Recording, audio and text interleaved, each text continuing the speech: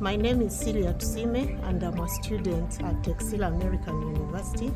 I'm currently in my final year to finish my Doctor of Public Health Administration.